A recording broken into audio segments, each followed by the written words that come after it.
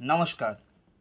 ভূত চতুর্দশী পয়লা কার্তিক 19 অক্টোবর পড়ছে বেলা 1:54 থেকে, থাকছে 2রা কার্তিক 20 অক্টোবর দুপুর 2:57 পর্যন্ত।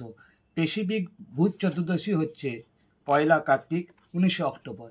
তাই এই দিন যদি মাটির 14খানা প্রদীপ বাড়িতে জ্বালানো হয়, তাহলে বাড়ির যে নেগেটিভ এনার্জিগুলো আছে সেগুলো দূর হবে, অর্থ গমনাগমন বাড়বে, মা লক্ষ্মীর কৃপা দৃষ্টি হবে।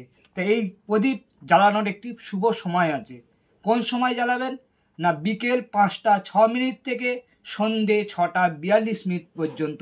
এই সময়তে এই প্রদীপ জ্বালালে আপনার বাড়ির মঙ্গল হবে, মা লক্ষ্মীর কৃপা দৃষ্টি হবে। তাহলে এই সময় প্রদীপ জ্বালান এবং স্পেসিফিক মাটির প্রদীপ জ্বালান, তেল দিয়ে জ্বালান, সব থেকে শুভ। আর ওই প্রদীপ নিভে যাওয়ার পরে একদম বাইরে, আপনার বাউন্ডারির বাইরে ফেলে দিয়ে আসুন। জ্যোতিষ এবং বাস্তু সম্বন্ধীয় তথ্য জানতে অল্প খরচায় স্ক্রিনে দেওয়া নাম্বারে যোগাযোগ করুন। নমস্কার।